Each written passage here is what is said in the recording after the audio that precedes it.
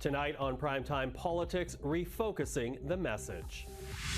We're going to bring it home to our country. We're going to put Canada first, Canada always, Canada forever. The Conservative leader hones in on his pro-Canada pitch while sharpening his attacks on Mark Carney. Coming up, our strategist will tell us how Donald Trump and the Liberal leadership hopeful has Pierre Poilievre recalibrating the Conservative campaign. Also, we acknowledge the concerns that have been brought to our attention by a new administration, and we're working hand in glove to try to wrestle them to the ground. Ottawa adds 7 criminal organizations to its list of terrorist entities. Will it be enough to address U.S. concerns about the illegal trade in fentanyl? This is Primetime Politics. Hello, everyone. I'm Michael Serapio. We'll have more on those stories in a moment. But first, to the Liberal leadership race and former Liberal MP Ruby Dhalla. This morning, the Globe and Mail publishing a story about Ms. Dhalla's campaign, citing unnamed Liberal sources that claim the party had sent the leadership hopeful a list of questions. The sources reportedly said the questions raised concerns about possible foreign interference and campaign irregularities. Now, later in the day, the Liberal Party denied their party's questions had anything to do with foreign interference from India. And now, to address the questions herself is Ruby Dhalla. Ms. Dhalla, thank you for taking the time and joining us. Thank you so much. It's a pleasure to be here with you today. So, as I said, the party says its questions had nothing to do with foreign interference. So I was wondering if you might clarify then what the questions were that was being asked of you. It's internal party matters, so I cannot comment, but they did put forward a set of questions. We have given all of the requested information along with all of the supporting documentation that they requested. I was very shocked to read in the Globe this morning that there are these sources within the Liberal Party talking about foreign interference, and I can categorically say that it is completely false. It is unacceptable. I was born and raised here in Canada. I am running for the leadership of the Liberal Party of Canada and as Canada's next Prime Minister, and to insinuate because I am of Indian origin, because I am a woman of color from a multicultural community in Canada, to paint me with a brush of foreign interference as I'm running for one of the top leadership jobs of our country, it's simply unacceptable. I hear what you are saying, but are you making that jump? Because they are, the Globe and Mail, citing 2 unnamed sources saying that there were concerns around foreign interference, but you're making the jump that it is because of your Indian heritage. Well, I will certainly not allow, anyone who is seeking any type of elected office in our country who is from an immigrant community or a multicultural community or someone of color to be painted with this brush of foreign interference. It is unacceptable. I know that I am making history by being the first woman of color who is running, for the leadership and as Canada's Prime Minister. And it is very important that the integrity of the process never be compromised. But I just found it shocking because I have been born and raised here. I have dedicated my life to the party, to public service in Canada, and I have spent my time on the campaign talking about real results, talking about issues that impact so many Canadian families. Now, when you look at the report, they are citing unnamed sources. They say there are questions being raised, these sources, there are questions being raised about possible foreign interference. But when you go on into the report, there are also questions in the report itself about donations from 12 individuals and campaign staffers who work for your various companies, several of them donating to your campaign with the same credit card. How do you explain that? Well, there are only a few people that have donated to the campaign with the same credit card. There is nothing wrong with that. An attestation was requested by the party, which is the rules of Elections Canada, and the attestations for those individuals having the same joint bank account was submitted, and there should be absolutely no issue with that because it is within the law, and we have ensured that all of our donations are compliant with Elections Canada. So your campaign has investigated these concerns and what, have come to the conclusion there's nothing untoward about them? Well, there is nothing wrong because you can, according to Elections Canada, have a husband and wife, which was a situation in our campaign, who donated with the same bank, with the same credit card, as long as they have a joint account. And the people, that had done that have provided the attestations to Elections Canada, to ensure that they are in compliance. And it was the Liberal Party of Canada who directly contacted those members to seek that attestation, which is a requirement. So all donations to our campaign have been compliant with Elections Canada. And forgive me, I'm trying to understand this then. Is it, for example, one family then using the same credit card to make different donations? It's a husband and wife who have a bank account, which is probably familiar to many people. They have one bank account and they have it's a joint bank account, and they have used their credit card as a family that they have for the husband and the wife both donating to the campaign. Okay. Although, again, the report seems to cite 12 individuals, 6 couples, amongst them using the same credit card. Yes, there are 6 couples in that situation from the hundreds of donations that we received. So 6 couples using 6 different credit cards, but 6 couples on one? No. 6 couples using 6 different credit cards because there are 6 separate husbands and wives and 6 separate families. Okay. Thank you for the clarification. Now, of course, this report comes out just days ahead of the first of 2 leadership debates to take place with the Liberal Party. Does this affect your participation in those debates whatsoever, the report that came out today? Well, I certainly hope not, because I have been spending not even days but weeks preparing for the debate. I'm looking forward to getting onto the debate stage of taking a look at sharing my vision for Canadians, for the future of our party, about bringing it back to the center, talking about the issues of unaffordability in housing, the increase in crime rate in our country, the increase in grocery prices, and also talking about the challenges that business people and entrepreneurs are facing with the overburdening of tax. I'm looking forward to having Mr. Carney on stage because our internal polling is showing that Mr. Carney and myself are running neck to neck in this particular leadership race. So I'm looking forward to a robust and a vigorous debate with Mr. Carney and all of the candidates. Has the questions that circulated today, do you think that has had a negative impact on your campaign? Well, they're completely false, because I don't know if you've seen, but about an hour ago, these apparent sources, or I'm not sure exactly who the sources were, but there was a clarification issue to the Globe and Mail stating that it does not relate to foreign meddling. So I'm not really sure what is going on, or if any attempts are being made to actually discredit our campaign, because when you take a look at all 5 of the candidates that are running, including myself, I am the only outsider. I'm the only one that has not been involved with the current administration. I'm the only one that has not served as an advisor, as a minister, as a member of parliament. But I have been with the Liberal Party since the age of 14 years.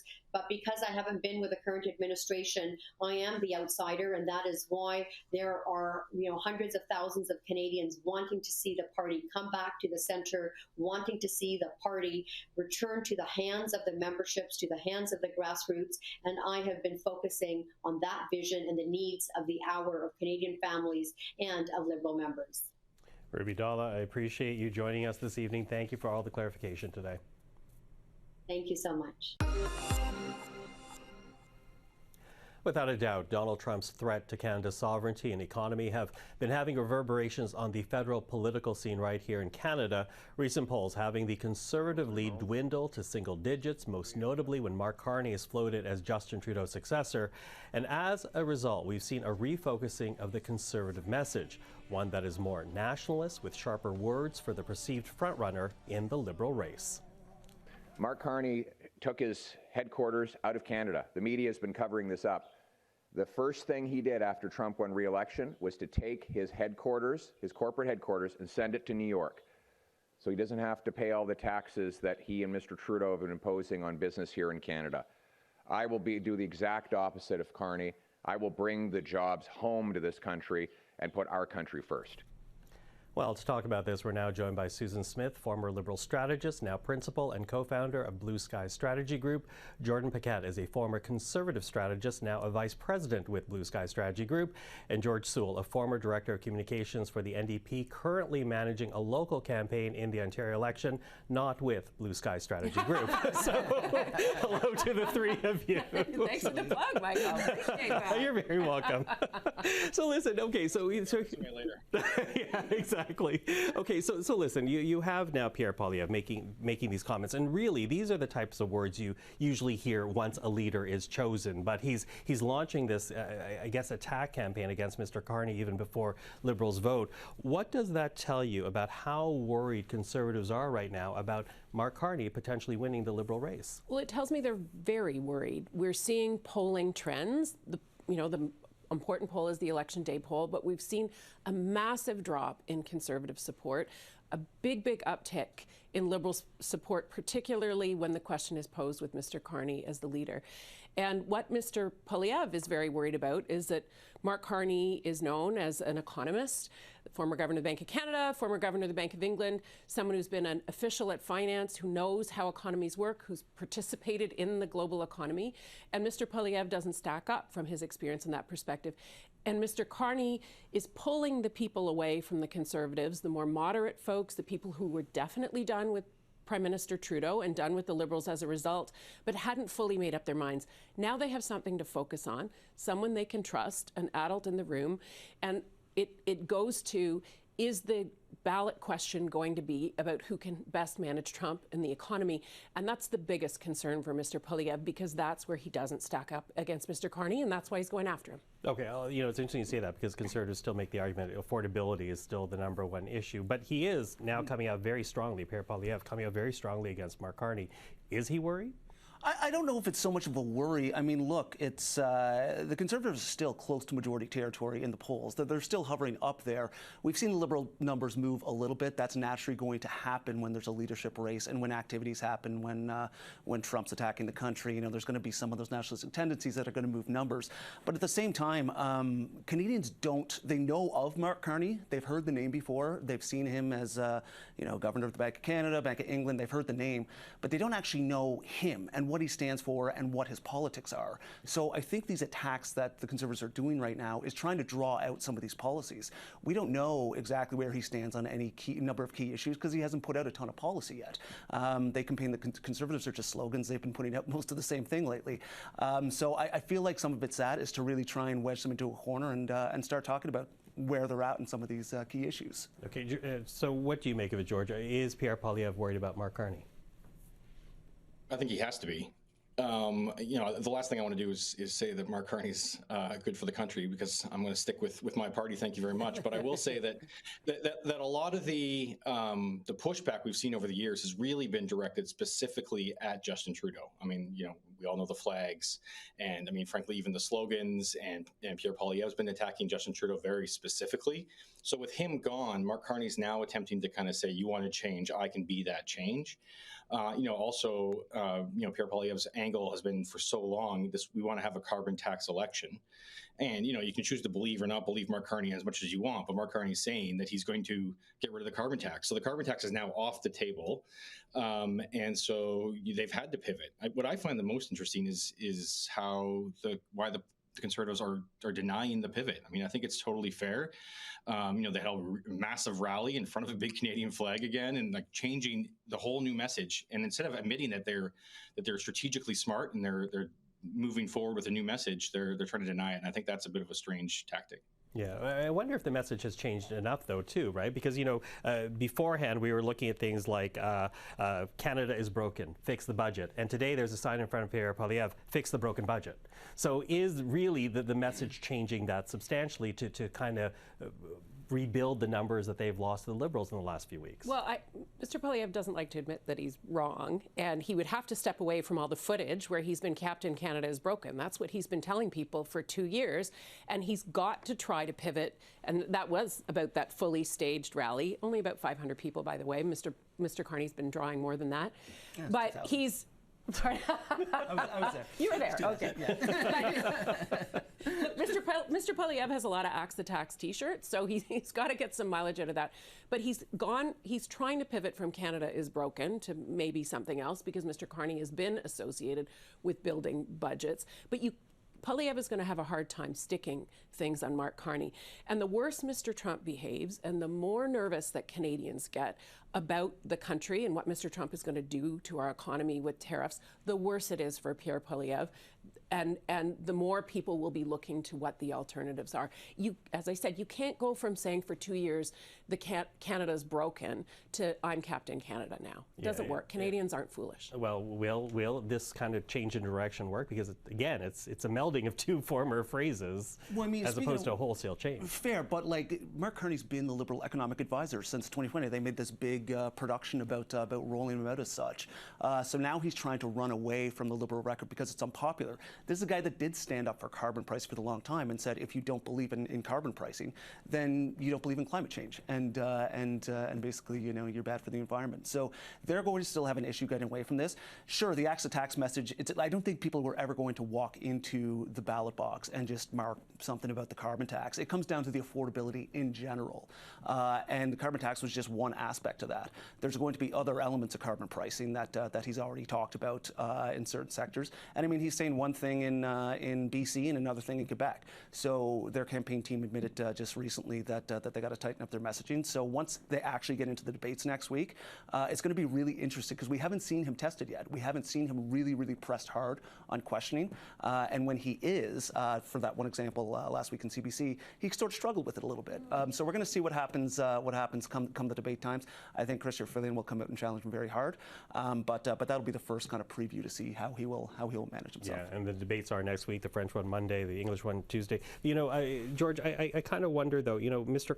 Carney now gets all this criticism in these conservative ads. Is he vulnerable to the criticisms being raised, advising the Trudeau government in the past, with moving corporate headquarters for a company he worked with? Is he vulnerable to these criticisms?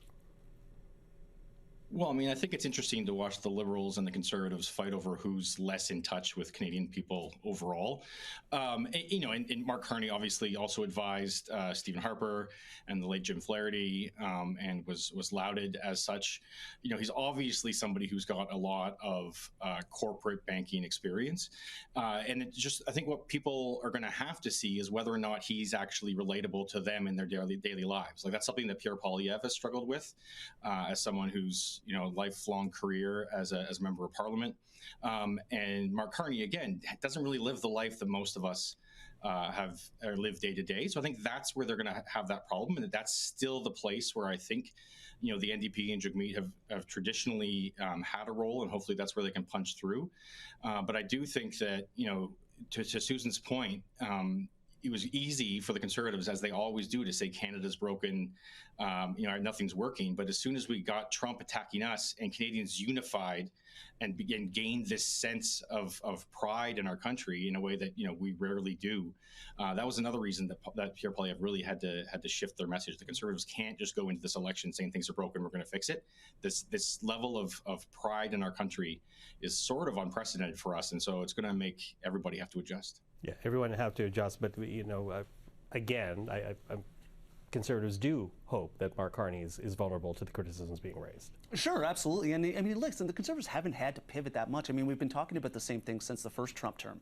I can remember Ronna Ambrose standing up in the House of Commons and pushing Justin Trudeau at the time and saying, what are you going to do to make our own economy more resilient? How are we going to reduce intertrade barriers? How are we going to reduce taxes, attract investment back? Here we are in now the second Donald Trump term after another Democratic term, and we're caught having these same arguments again. So at least Conservatives have been consistent since then. I think it's the Liberals that are trying to kind of really play catch up right now with themselves. Okay, last word, Susan. Interprovincial trade's been an issue for a long, long time. Remember when James Moore was the minister, I was helping generate stories so that the minister would have something to talk about and be able to rally the premiers on that. So that's not new. Mr. Poilievre thinks by putting on a red tie and standing in front of a Canadian flag, people are going to believe he's Captain Canada. He's going to have to do more than that. Mr. Carney has not been tested on a political stage, but he's been tested as governor of the bank, multiple central banks, with tough questions in tough economic times. So I think the debates next week will be very interesting. I hope there's not a liberal bloodletting. I think we hope we don't create cannon fodder for the opposition parties. Sometimes people get a bit carried away, but I think it's going to be interesting. He's not a slogan guy. That's not his thing. He's not a quippy guy. That's not his thing. He's an economist. Right at this point in time in Canada, that's what we need. We need someone smart, someone serious, someone experienced who can handle the economy domestically, internationally, and set the country on the right path. Okay. Michael Ignatieff 2.0, yeah. We need an academic at that time. Not academic, he's had real world experience, which Pierre has not. You know, George, sometimes there's an advantage of being in Oshawa. Just saying. Again, who's more out of touch? It's hard to tell between those two. We'll see. Okay. While we're watching, Susan, Jordan, George, thank you very much for the time. Thanks. To the matter of fentanyl now, as today we did hear from the Public Safety Minister, David McGuinty, announcing that 7 criminal organizations will now be added to the list of terrorist entities. This as a means of ending the cross-border trafficking of the illegal drug. Transnational criminal organizations, including cartels, play a leading role in the production and distribution of fentanyl throughout Canada. To rid Canada of this scourge, our government will ensure law enforcement has every tool available to dismantle and disrupt the operations of these organizations in our communities. To speak plainly, we are moving aggressively, using every tool in our toolbox to take the profit out of drug trafficking. Now, today's announcement is just the latest response from Ottawa to answer criticism from the U.S. president. Donald Trump threatening to impose a 25% tariff on Canadian goods unless he sees significant action on the flow of illegal drugs and migrants crossing from Canada into the United States. Well, to talk about this, we're now joined by David Asher. Mr. Asher is a former senior State Department official, also senior fellow at the Hudson Institute, and during the first Trump administration, he headed an anti-fentanyl task force. Mr. Asher, thank you for making the time. Well, thank you for having me.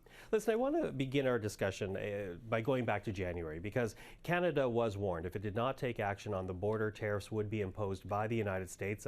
In response, Canada unveils this $1.3 billion security package, only to be told by the White House economic advisor that Canada appeared to have misunderstood the, quote, plain language of the executive order.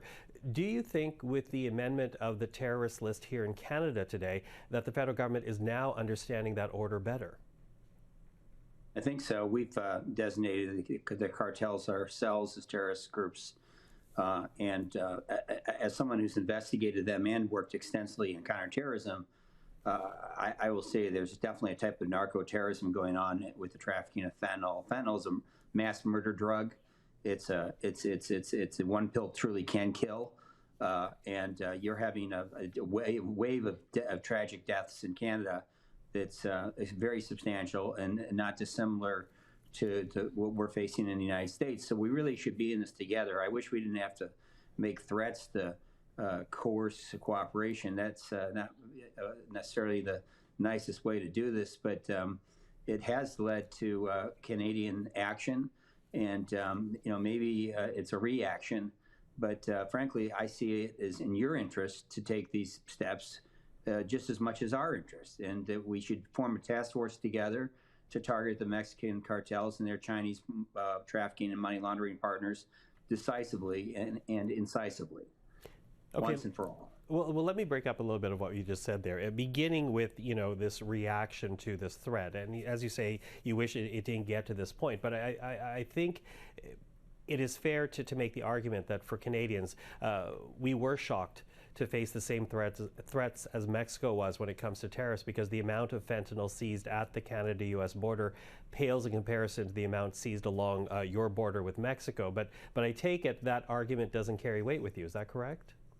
No, because we don't actually enforce our border like we do with Mexico. I mean, and we know, and I say we've been having worked with DEA for 25 years of my life, that we're seeing seizures in the Pacific Northwest of the United States of fentanyl that's coming out of Canada. How much is a lot of it's under court order? It's sealed right now, but It's not insubstantial or insignificant. It's an emerging trend, and certainly the rise of these super labs, including the one that your police, Royal Canadian Mounted Police, raided in British Columbia with the 95 million pills of fentanyl ready to murder every single person 3 times over in Canada itself. Obviously that was being used for export. People say it's just being exported to Australia. Well, the same networks that export to Australia export to the United States. So I think that there's information that President Trump has, and I would assume that your Prime Minister has, your Public Security Ministry has, that it's not public, that it is indicative of a widening crisis and trend that we should be worried about. A lot of fentanyl gets shipped to the Pacific Northwest through Vancouver from Mexico. So they move the fentanyl in ships from Mexico up to Canada, and then they send it down to, let's say, Portland or to Seattle. There's almost no effort to inspect those ships in Canada. We know it's happening. How much? It's a hell of a lot more than you've seized at the border. I can tell you that. Mm-hmm. It's interesting. You say there are figures that are not public, but we have heard from the RCMP in this country, and they say the National Police Force says that Canada is not dumping massive amounts to the United States when it comes to fentanyl. How do you circle that square? Well, I don't know if it's massive amounts, but again, this is a drug where I've already said one pill can't kill.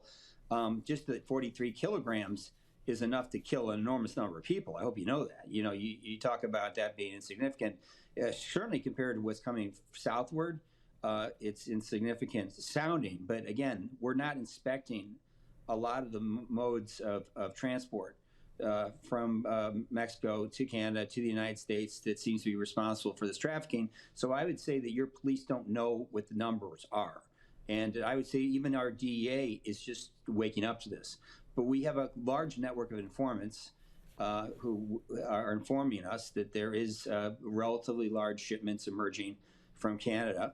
And moreover, almost all the money laundering networks that are Chinese money laundering networks in the United States that launder over 90% of the drug money for the Mexican cartels in the U.S. and Canada are run out of Canada. So, drug trafficking doesn't work without money laundering. I know that President Trump is more than aware of the money laundering issue in China, with Chinese money laundering organizations in Canada.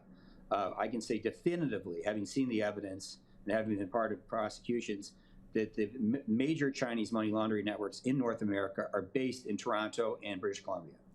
Okay, so therefore, again, Canada has announced $1.3 billion in security. It's appointed a fentanyl czar. They've now added these criminal organizations to the terrorist list. But by what you're saying, with money laundering as well as the ports, would you say that there's still work for Canada to do to avoid these 25% tariffs? You had an enormous commission called the Cullen Commission in Vancouver, British Columbia, that investigated money laundering in different forms, mostly casino-based money laundering, but all of it tied to Chinese money laundering organizations. And you've done absolutely nothing to implement the findings of that report that I'm aware of. I mean, so again, you can't traffic drugs successfully without laundering the money. So, at the end of the day, Canada is the main responsible party for enforcing its laws cooperatively with the United States against these Chinese money laundering networks, which reside primarily in Canada. Not that they don't have a base in the United States, but when we run the phones for these drug traffickers, we see them calling up to Canada, and then we have this huge problem of disclosure under your law, where if we're targeting a phone number in Canada, the defense of the targeted party can be informed that we're targeting them. Now, with this terrorist designation, that's going to change, because on terrorism, we don't have to inform anybody. It's all classified. And I think that's going to improve cooperation with Canada and the U.S. together a great deal. And so I'm actually quite optimistic. Well, Mr. Asher, it's good to get your expertise on this. Thank you for this. Appreciate the time. Thank you very much. Have a good day. You too. And that is Primetime Politics for this Thursday. I'm Michael Serapio. For everyone here at CPAC, thank you for watching. Primetime Politics is back tomorrow evening. Until then, take care.